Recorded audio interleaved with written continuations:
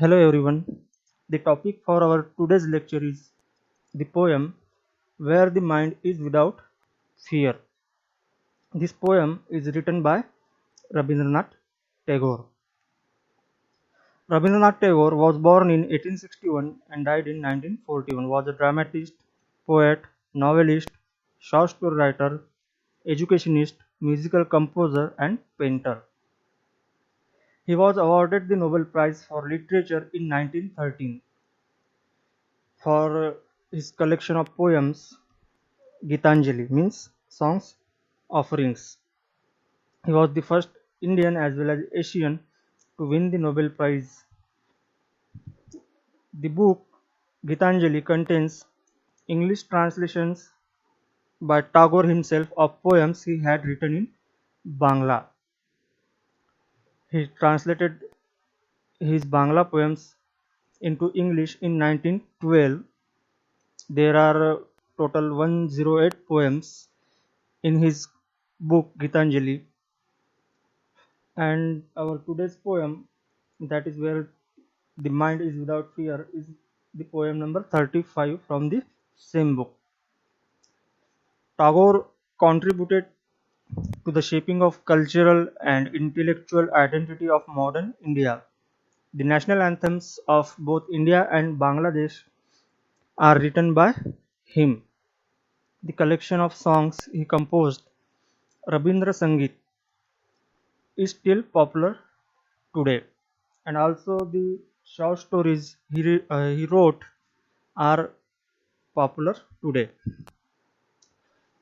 The poem Where the Mind is Without Fear is a prayer by the poet for his country that it may rise above the narrow notions of progress.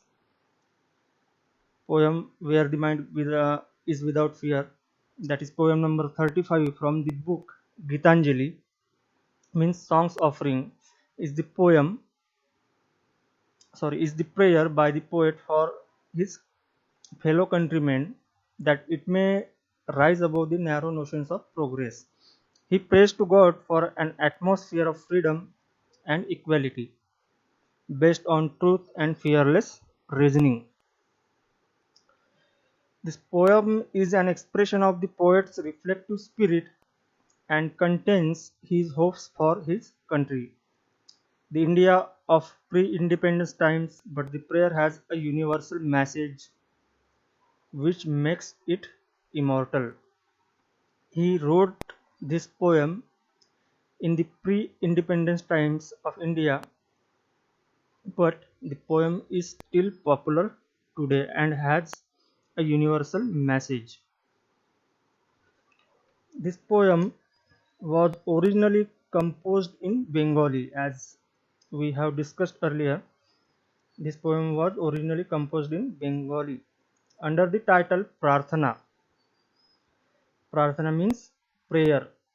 Later in 1911, Tagore himself translated this Bengali poem into English, and that translation appeared as a poem number 35 in his Nobel winning anthology, that is Gitanjali. In Gitanjali, there are total 108 poems, and this poem is taken from that book, and the number of this poem is 35. Now, let's discuss the poem line by line. Where the mind is without fear and the head is held high, where knowledge is free, means the poet prays to the god that his countrymen should be free from any fear of oppression or forced compulsion.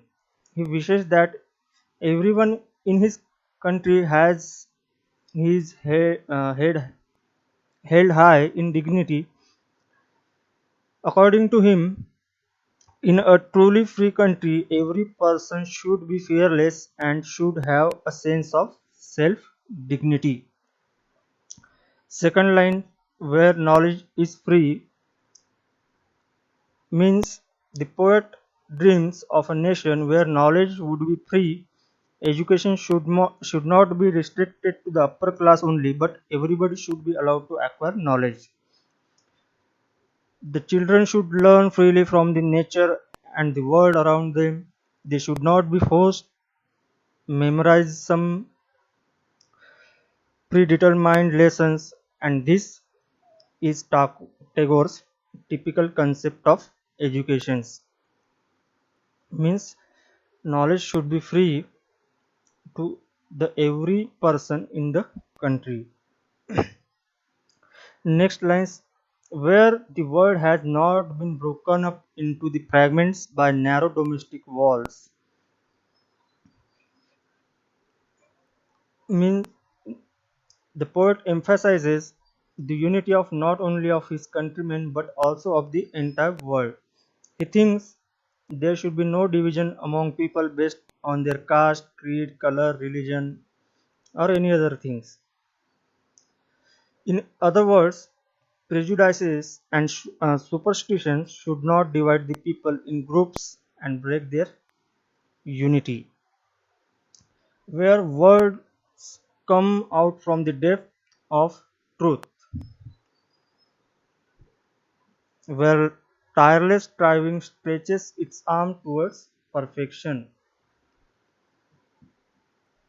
In this line, Tagore wants a nation where people are truthful, they should not be superficial, and words should come out from the depth of their hearts. Where tireless striving stretches its arms towards perfections. In this line, poet says that everyone should work hard to reach their goal and in the long run to reach perfection. He thinks they should not be tired by working, people should not be lazy and ignoring their work. Next lines, where the clear stream of reason has not lost its way into the dreary desert sand of dead habit. The poet compares reason or logical thinking to a clear stream, and in the next line compares dead habits or superstitious beliefs to a dreary desert. He wants the stream of reason not to lose its way into the desert of prejudices. In short, people's thought should be monitored by rational thinking, not by superstition. Logic should rule over old baseless beliefs. Where the mind is led forward by thee into ever widening thought and action. The poet wishes his countrymen to be progressive and broad minded. He wants that their minds are led forward to ever widening thought and action by the Almighty. We should be open minded and do something unusual or extraordinary, overcoming the narrowness of mind.